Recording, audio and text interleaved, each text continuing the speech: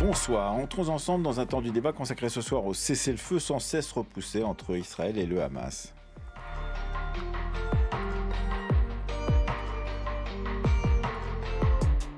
À l'ordre du jour ce soir, Israël-Palestine, à quoi ressemblerait une paix? Voilà un mot que plus personne ne semble vouloir utiliser depuis les massacres du 7 octobre et les bombardements incessants sur Gaza qui leur ont succédé depuis. Plutôt que de paix, qui n'est de toute façon pas momentanément à l'ordre du jour, c'est d'un cessez-le-feu dont on parle sans qu'acteurs israéliens, palestiniens ou négociateurs entre les deux parties ne parviennent à en définir ne serait-ce qu'une durée. Pourtant, chaque observateur envisage, imagine, échafaude, rêve une ou plusieurs paix possibles une fois que les exhortations infructueuses au cessez-le-feu auront cessé. Car la région semble ne plus s'appartenir tant toutes les nations du monde ont leur avis, leur plan pour Israël et pour la Palestine. Nous en discutons avec nos trois invités, avec Sylvaine Bull. Bonsoir. Bonsoir. Vous êtes sociologue et chercheuse à l'École des hautes études en sciences sociales et professeur de sociologie à l'INSA de Paris-Cité. Et vous avez écrit évidemment une sociologie de Jérusalem. Avec nous également Jean-Pierre Philu. Bonsoir. Bonsoir. Vous êtes professeur des universités en histoire du Moyen-Orient contemporain à Sciences Po Paris. Et vous venez de publier Comment la Palestine fut perdue et pourquoi Israël n'a pas gagné. Enfin, troisième invité, Jean-Marie Guéhenno. Bonsoir. Bonsoir. Vous êtes diplomate, ancien secrétaire général adjoint des Nations Unies et vous êtes professeur à l'Université Columbia à New York. And given the immense scale of suffering in Gaza, étant donné l'ampleur des souffrances à Gaza, il doit y avoir un cessez-le-feu immédiat pour au moins les 6 prochaines semaines, ce qui est actuellement sur la table des négociations. Cela permettra de libérer les otages et de faire entrer un montant d'aide significatif. Cela nous permettrait de construire quelque chose de plus durable pour assurer la sécurité d'Israël et respecter le droit du peuple palestinien à la dignité, à la liberté et à l'autodétermination. Vous venez d'entendre Kamala Harris, la vice-présidente américaine. C'était déjà le 3 mars dernier, ça fait déjà quelques jours, lors d'un discours qui commémorait une marche pour les droits civiques à Selma, dans l'Alabama. Alors quand on entend cela, Jean-Marie Guéhenno, c'était il y a une dizaine de jours. On n'a toujours pas de cessez-le-feu immédiat et ça fait plusieurs fois que les responsables des États-Unis disent et exigent un cessez-le-feu immédiat. Qu'est-ce qui se passe ? Ils demandent, ils n'exigent pas, ils ne font pas les pressions nécessaires pour que ce cessez-le-feu existe. Les États-Unis continuent de livrer des armements à Israël. Et pour le gouvernement Netanyahou, il me semble que arriver à un cessez-le-feu, c'est risquer de faire éclater, enfin c'est pas risqué, c'est assurer l'éclatement de son gouvernement. Et donc sa survie politique est en jeu. Et il n'a aucun intérêt à un cessez-le-feu. Et je me demande d'ailleurs si aucune des parties a vraiment intérêt à un cessez-le-feu. Ah, ça c'est une autre chose. Sylvaine Bull, est-ce que les parties ont intérêt à un cessez-le-feu avant même de parler de paix ? Il le faudrait, au moins pour ralentir, pour faire en sorte qu'il y ait une pacification aussi dans les esprits. Mais en effet, c'est ce qui reste le plus tangible parce que la paix au sens fort du terme, diplomatique, politique, émotionnel et sociologique, est en train de s'éloigner à grands pas. Et le cessez-le-feu s'éloigne aussi. Et vous pensez, vous, Jean-Pierre Philu, que la solution, ce n'est pas d'attendre un cessez-le-feu, mais c'est d'exiger la paix tout de suite ? Il faut en effet commencer par la fin. Cela fait maintenant des décennies qu'on pense qu'on peut attendre, qu'on peut repousser. Cette illusion tragique s'est effondrée dans le bain de sang des massacres terroristes du 7 octobre 2023 et dans la tragédie abominable à laquelle sont soumis les femmes et les hommes de Gaza depuis.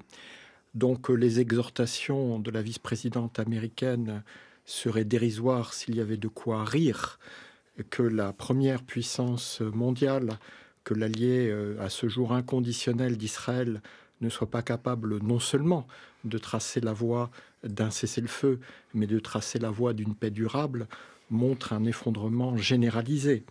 Je constate aussi que la seule trêve qui a eu lieu a été obtenue pendant la dernière semaine de novembre par un échange de détenus, donc des otages israéliens aux mains du Hamas et des prisonniers palestiniens aux mains d'Israël, et que donc ça ne sont en aucun cas les principes du droit humanitaire qui ont prévalu face à une catastrophe pareille, mais un troc entre êtres humains. Et que nous en soyons arrivés là, effectivement, cela, on va dire pudiquement, donne place à réflexion. Mais qui a intérêt justement à ce que ça s'arrête, ce type de troc, Jean-Pierre Félu? Déjà la population de Gaza, même si tout le monde fait tout son possible pour qu'elle n'ait absolument aucun droit à la parole, qu'elle ne soit pas écoutée, ne serait-ce que parce que la presse internationale se voit interdire l'accès à cette enclave bombardée de toutes parts.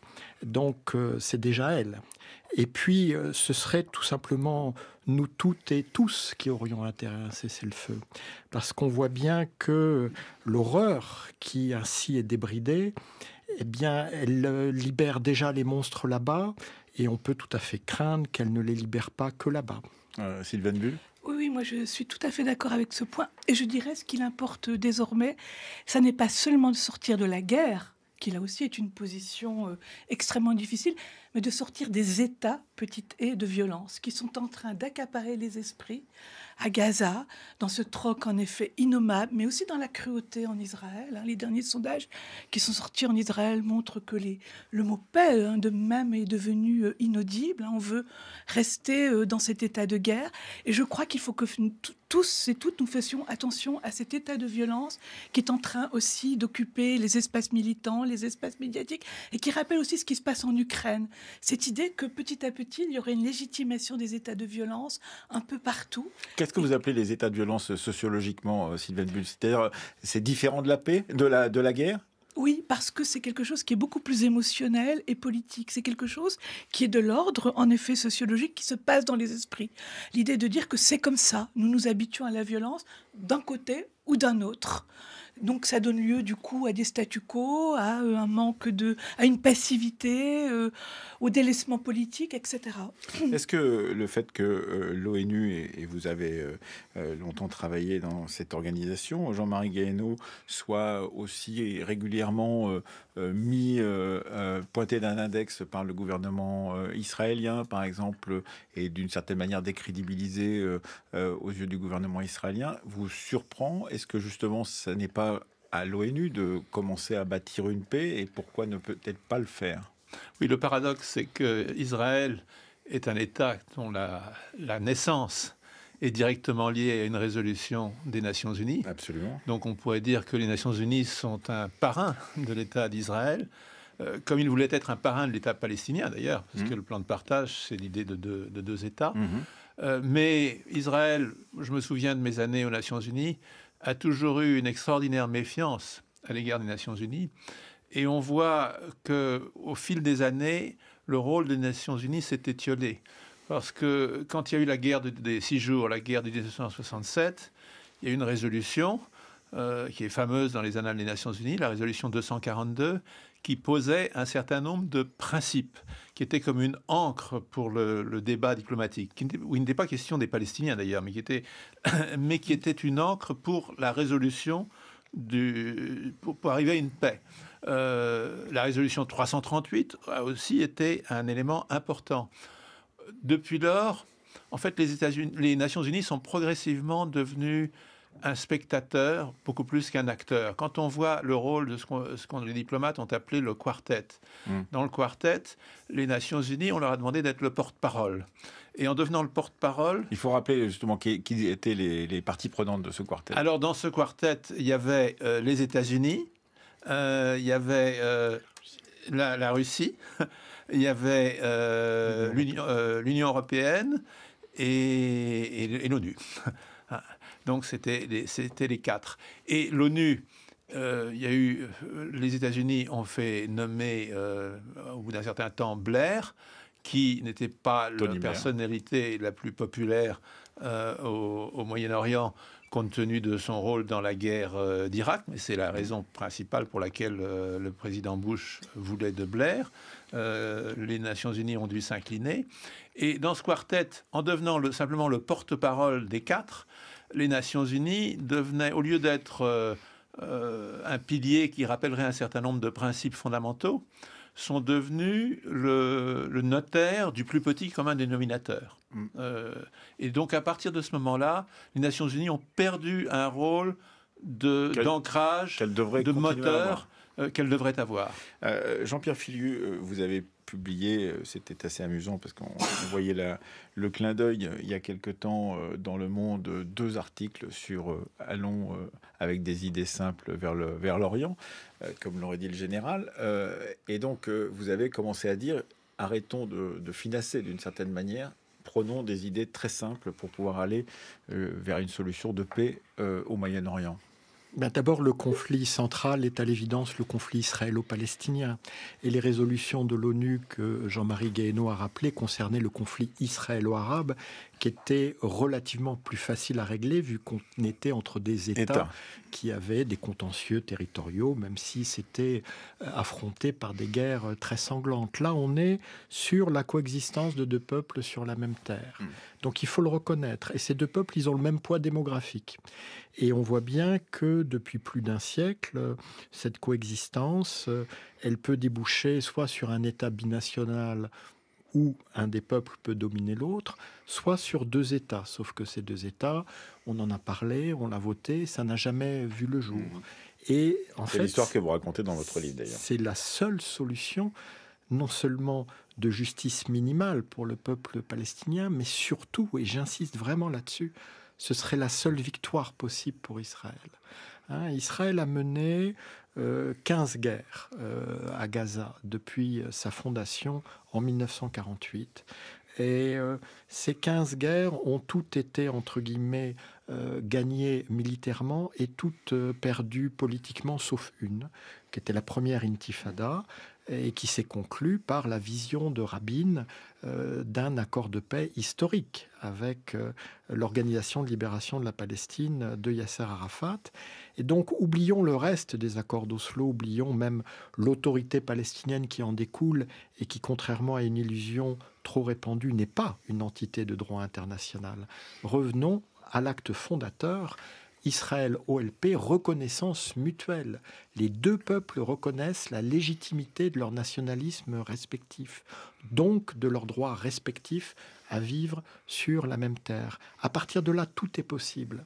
Et parce que vous dites dans un de ces articles, justement dans Le Monde, la guerre a toujours été plus intellectuellement facile à faire que la paix. Et effectivement, on voit bien que c'est la difficulté de commencer à penser à cela. Sylvaine Bull. Oui, mais je suis d'accord. Mais alors, pour le coup, moi, je suis encore plus pessimiste parce que la paix ne suffit pas. Ou la normalisation, parce que ça, sans doute, la communauté internationale pourrait y arriver, bien qu'on pourra toujours dire qu'Israël ne croit pas à la communauté internationale du tout. Elle ne compte que sur elle-même. Mais par contre, au-delà de la paix, il y a l'idée d'essayer de dépasser la haine mutuelle qui s'est installée, notamment depuis le 7 octobre. Plus personne ne croit à la normalisation d'un côté ou de l'autre. La normalisation, c'est tout de même une traduction de la diplomatie. Et je voudrais dire une chose très importante, en effet, pour retraduire les propos de Jean-Pierre Filiu, mais dans d'autres termes. Il n'y aura pas de destin d'Israël sans de destin des Palestiniens et inversement, mais pas seulement parce qu'il y aurait 2 États l'un à côté de l'autre, la solution binationale ne semble pas tangible, mais parce que l'un ira mieux si l'autre va mieux et inversement. Il ne s'agira pas seulement que la diplomatie reconstruise Gaza avec tout ce qui s'en suivra et qu'Israël soit plus prospère. Oui, parce que ça fait partie des discours depuis le début. Gaza sera reconstruite si Israël va mieux. Gaza ira mieux si Israël se détache de son mode de gouvernement qu'il a actuellement et accepte aussi d'avoir les Palestiniens comme voisins. Mais cette idée que les 2 malades sont totalement liés par le corps physique, qu'on a envie de dire, c'est absolument fondamental. Oui, parce que vous mettez en exergue de votre livre, Jean-Pierre Filiu, l'excellent les aventures extraordinaires de Saïd le Peptimiste, de ce chrétien qui était Émile Habibi. On vous sent plus proche du pessimisme que de l'optimisme du peptimiste.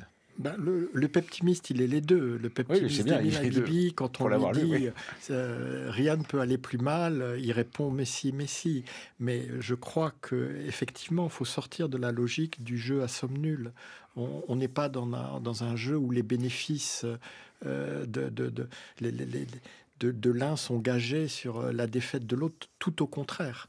On est dans une logique perdant-perdant où les deux peuples se tirent ensemble vers l'abîme. Mais l'idée qu'ils auraient besoin de plus s'aimer pour moins se tirer vers l'abîme, ça, je ne l'envisage même pas. Je pense que la haine peut être aussi un processus qui peut amener à la paix par la séparation. Et qu'une des erreurs du processus d'Oslo, ça a été de dire « Ah, ils ne se connaissent pas assez », alors qu'ils ne se connaissaient déjà que trop.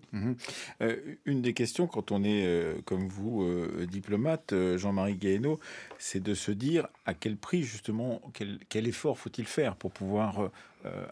quand il y a tant de haine accumulée, particulièrement depuis le 7 octobre, mais c'est bien avant, auparavant, que cette haine s'est accumulée pour pouvoir justement convaincre des personnes de se mettre autour d'une table. Je crois qu'une des difficultés, enfin, il y a de nombreuses difficultés, c'est que pour avancer, il faut une action internationale cohérente et poussant tout dans la même direction. Et en même temps, il faut que cette paix, elle vienne, comme vous le dites, du peuple, de la base. Et les États... Mais cette base, elle est chauffée à blanc. Cette base, elle est chauffée à blanc. Elle est chauffée à blanc, mais en même temps, au niveau local, il y a, ça, c'est très difficile de dire, il y a peut-être des gens qui sont épuisés par tant d'horreur. Mais côté israélien, vous avez un système politique avec un mode électoral, une circonscription unique pour tout le pays et la proportionnelle, qui veut dire que tout pouvoir politique israélien est l'otage de partis charnières, qu'il faut une personnalité exceptionnelle comme Rabin, auréolé de ses victoires militaires, pour dépasser cela. Et puis la scène israélienne a beaucoup évolué depuis. Elle a évolué vers la droitisation et la marginalisation, disons, du Parti de la paix. Moi, je pense à la France avec l'Algérie. Quand il y avait la 4e République, c'était pratiquement impossible d'arriver aux décisions très difficiles qui allaient à l'indépendance de l'Algérie. Il a fallu un changement de République pour arriver. Et encore pas tout de suite. Et encore pas tout de suite. Et c'était des décisions difficiles, mais beaucoup moins difficiles que celles qui sont demandées à Israël. Quant aux Palestiniens, ils sont tiraillés de tous côtés par les différents pays arabes, qui ont chacun leur intérêt, dont la Palestine n'est certainement pas la priorité. Et donc, une position cohérente arabe pour consolider un interlocuteur palestinien, aujourd'hui, je ne la vois pas vraiment. Et je ne vois pas non plus une position américaine cohérente pour consolider un acteur israélien qui voudrait la paix. Sylvain Bull, il y a quand même quelque chose d'intéressant, c'est que je disais au début de cette émission que nous attendions, nous espérions, nous entendions des exhortations pour pouvoir justement avoir un cessez-le-feu et que c'était sans cesse repoussé. Et on se dit, mais qu'y aurait-il d'ailleurs dans ce cessez-le-feu? Comme le disait Jean-Pierre Filiu, est-ce qu'il y a des négociations, des otages contre prisonniers palestiniens? Comment cela pourrait-il se passer? Qu'est-ce qui explique d'une certaine manière qu'on promette à la communauté internationale, ou du moins à l'opinion internationale, un cessez-le-feu, et qu'on n'arrive pas à le réaliser, à le mettre en œuvre, tellement il semble difficile de surpasser cette haine dont vous parliez tout à l'heure? Alors d'abord, moi je crois qu'à propos du cessez-le-feu, il y a tout de même, pardonnez-moi, une déformation entre ce qui se dit ici et par exemple ce qui se dit en Israël. Le sondage qui est sorti avant-hier sur la préoccupation et la sortie de la guerre à Israël rejette massivement un cessez-le-feu en Israël. C'est déjà une chose. Ça ne veut pas dire que les Israéliens sont pour la guerre. Mais donc pour Israël, ce qui est inacceptable, ce serait un cessez-le-feu sans la libération des otages. Donc à nouveau, nous sommes dans un jeu à somme nulle. Les otages, nous ne savons pas où ils sont, nous ne savons pas s'ils sont encore vivants. Donc de ce point de vue-là, c'est en effet une solution qui conviendra à tout le monde, sauf Israéliens. Mais pardonnez-moi, c'est tout de même une partie importante dans la balance. La deuxième chose quand même, pour rebondir sur la question du rôle de la diplomatie internationale rapidement, là aussi, nous n'avons pas d'acteurs côté israélien et côté palestinien actuellement, qui puisse véritablement porter un projet, qui soit pas seulement signer une résolution de paix, mais qui puisse engager les deux pays sur la voie de l'émancipation. Ça n'est pas la formule le Jourdain à la mer, qui ne correspond pas à un référent partagé, ni l'État actuel israélien. Et que lorsque l'on dit que Hamas est une créature d'Israël, c'est pas seulement ça, c'est que ce jeu-là aussi, à somme nulle, doit être lu comme ça. Plus Hamas se militarise, plus Israël se militarise, plus Israël est religieux, plus Hamas est religieux. Et c'est pour ça qu'il faut vraiment sortir de ce jeu d'acteurs, mais nous n'en avons pas d'autres. Jean-Pierre Filiu. D'abord, il faut voir que dans les situations de crise aussi paroxystiques, les mouvements d'opinion peuvent être très rapides. Encore faudrait-il que quelqu'un trace une voie de sortie. Hein. Donc on voit là, bien... je ne prends pas l'exemple de Jean-Marie Guéhenno sur le général de Gaulle, mais c'est vrai que ça a été rapide à partir d'un certain moment. Mais oui, voilà. mais déjà, dire trop, c'est trop.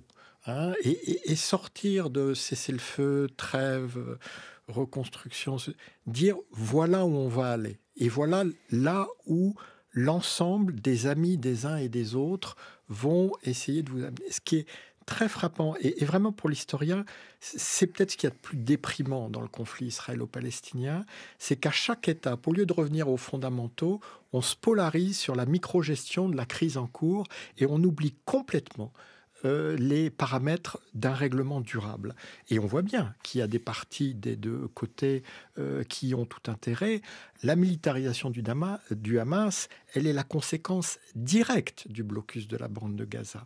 À partir du moment où pendant 16 ans, vous n'avez plus aucun espoir pour plus de 2 millions de femmes et d'hommes, plus aucune possibilité de développement, comment voulez-vous que la milice islamiste qui quadrille le territoire ne devienne pas le plus grand recruteur et le plus grand bénéficiaire ? Et qui surveille tout le monde pendant cette période. Et qui quadrille tout le monde. C'est le territoire arabe, la population arabe la plus fliquée de tout le monde arabe. Je ne parle pas des hostilités actuelles. En période de, entre guillemets, paix, quand le Hamas peut faire ce qu'il veut dans la bande de Gaza.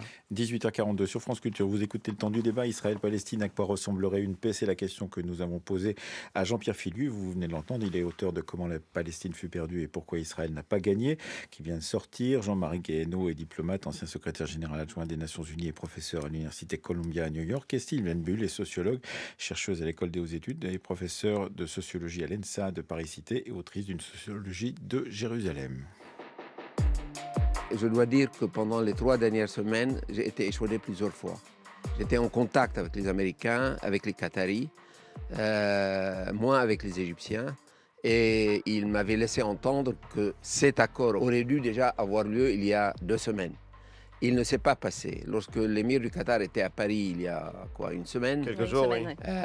Il y avait une possibilité d'annonce de quelque chose. Son premier ministre est reparti en catastrophe dans son pays parce qu'il y avait des négociations en cours. On a aussi senti que ça chauffait, puis ça n'a pas eu lieu.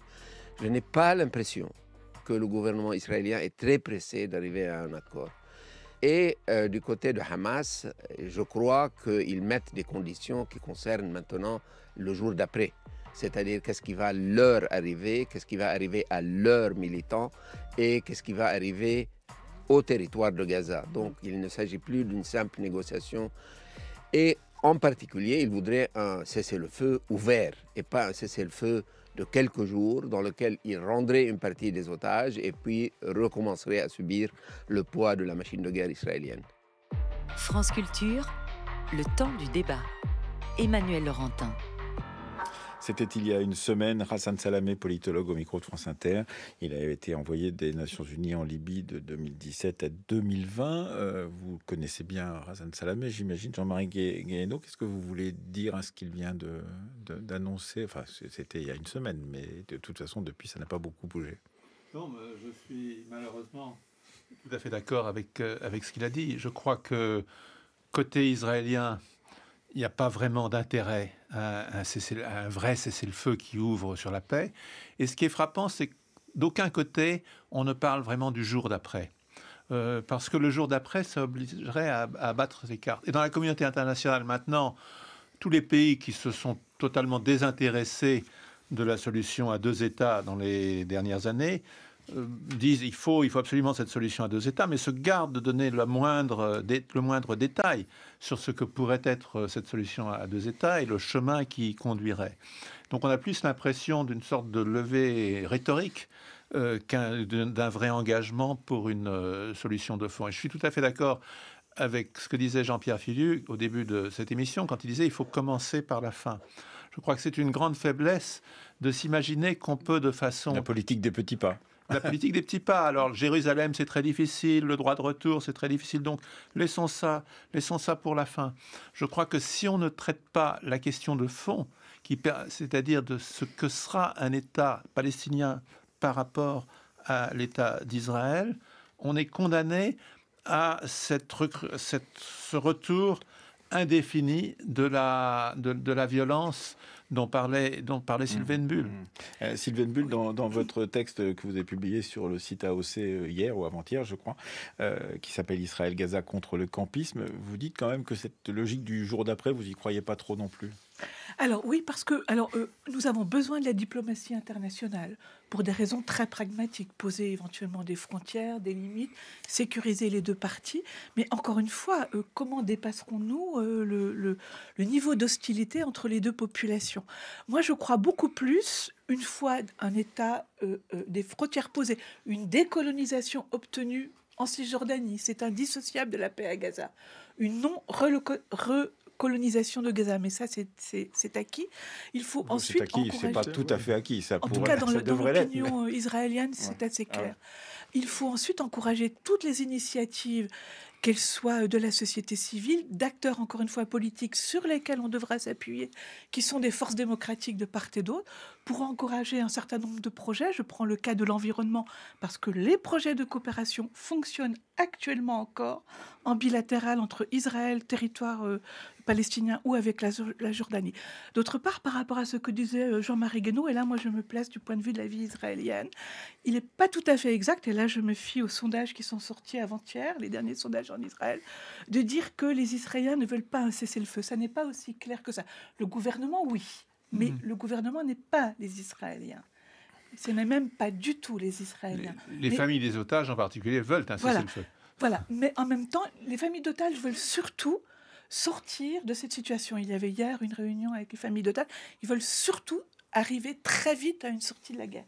Ce que je voudrais dire aussi, parce que ça pèse beaucoup dans les sondages et ça va peser dans les futures élections, c'est que le budget israélien est en grande difficulté, comme celui des États-Unis concernant le soutien à Israël. Et ça, c'est une donnée qui n'est pas neutre. En grande difficulté, vous voulez dire Parce que ça coûte très cher et que on peut toujours vouloir le soutien militaire à Israël, mais derrière, il y a tout de même tout le reste de l'État à organiser.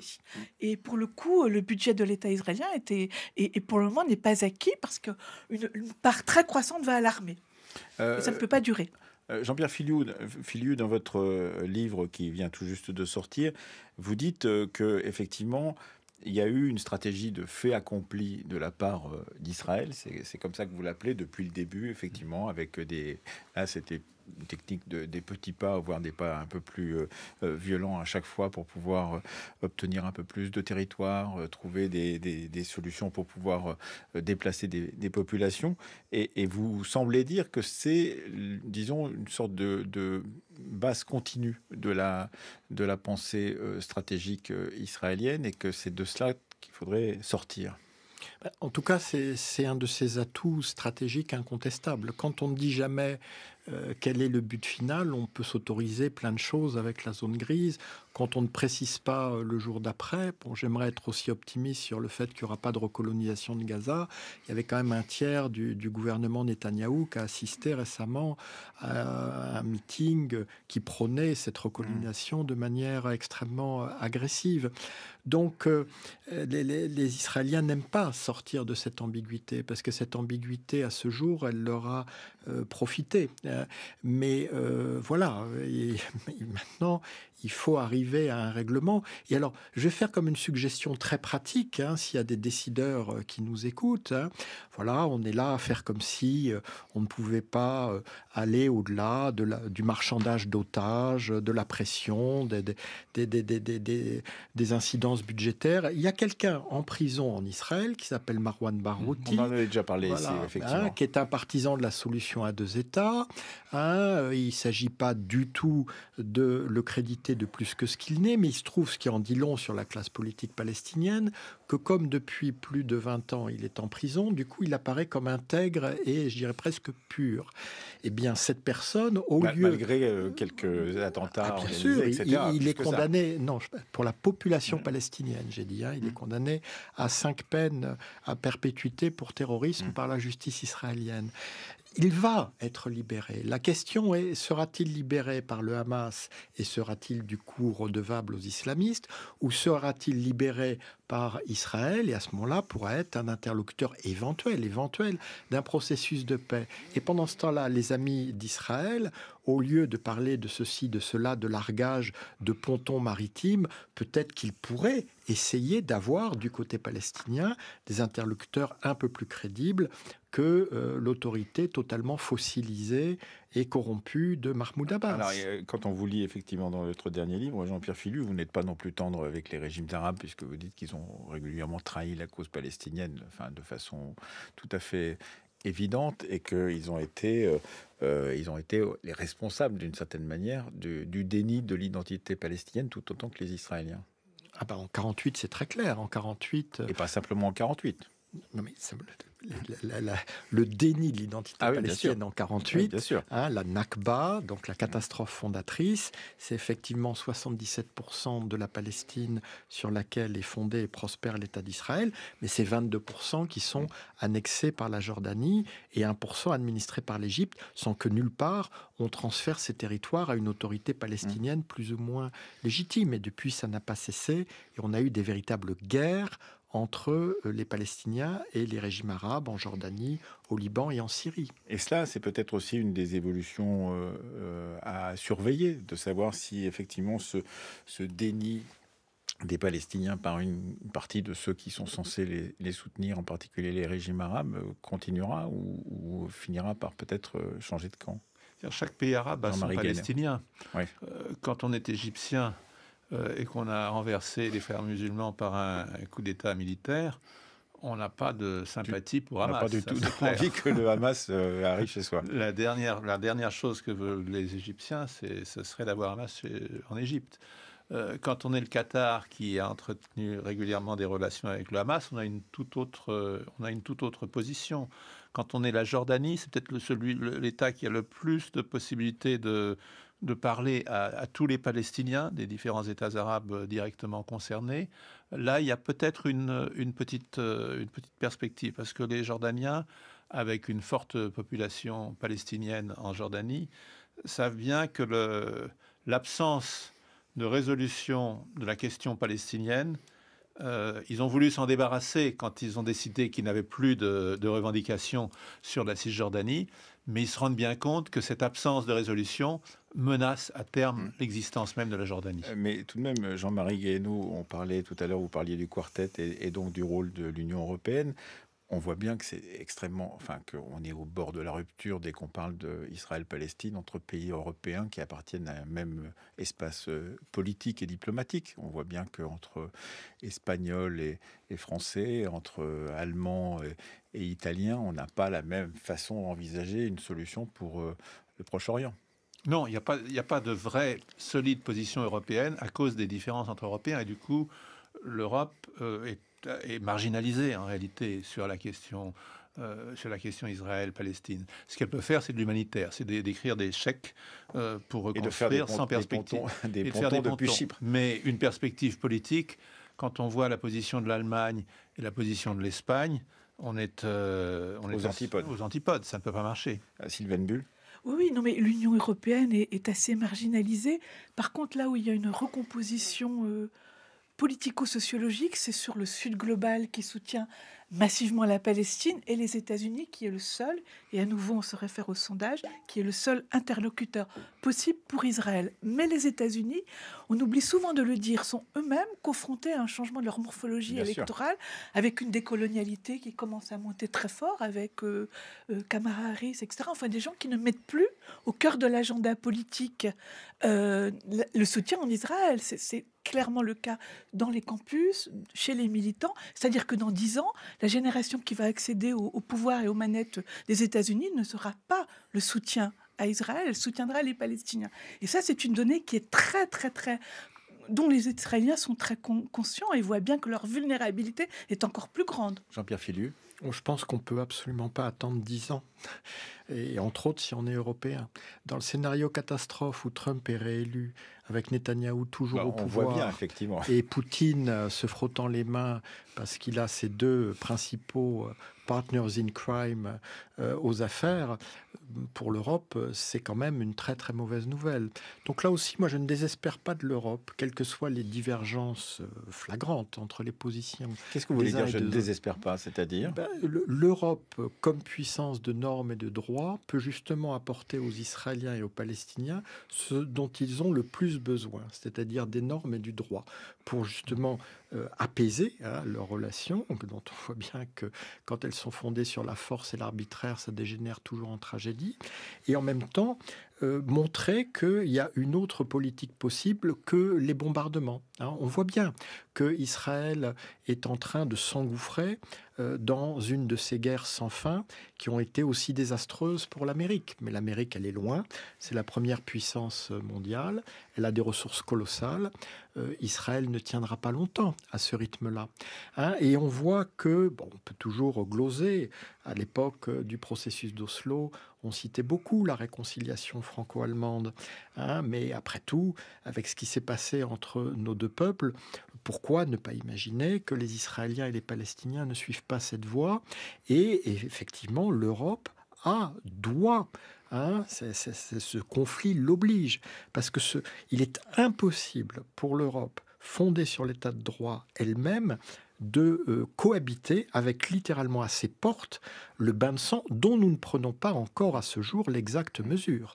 Nous ne comprendrons exactement l'horreur de ce qui s'est passé à Gaza que quand Gaza sera enfin ouverte avec un accès totalement libre à la presse internationale et à l'assistance humanitaire. Et sur cette question de puissance de droit face à la puissance brute des armes, est-ce que vous y croyez, vous qui avez été longtemps à l'ONU, Jean-Marie Guéhenno?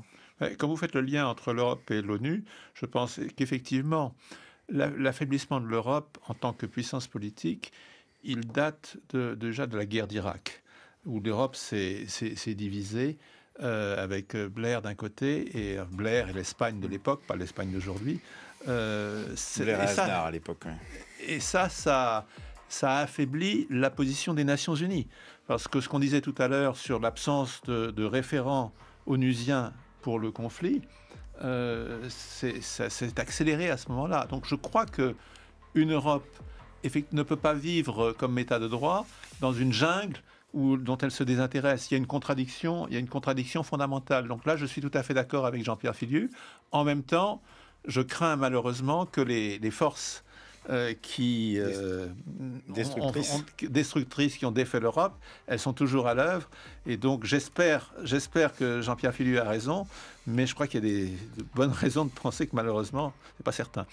Merci à tous les trois. Je rappelle donc, Jean-Pierre Filiu, votre livre « Comment la Palestine fut perdue et pourquoi Israël n'a pas gagné », un livre qui permet d'avancer pas à pas dans l'histoire justement de cette région, avec beaucoup de détails que j'avais moi-même oubliés. Pourtant, je les ai suivis très précisément pendant qu'ils se déroulaient. Merci encore beaucoup. Merci beaucoup aussi à vous, Sylvaine Bull. Votre sociologie de Jérusalem est donc en librairie, on peut la trouver. Et puis merci à vous, Jean-Marie Guéhenno, d'être venu avec nous. Le temps du débat a été préparé ce soir par Roxane Poulain, Fanny Richet, Mathias Mégy, Anouk Sevno, Stéphanie Villeneuve, réalisé par Laurence Malonda, avec Olivier Arnay à la technique.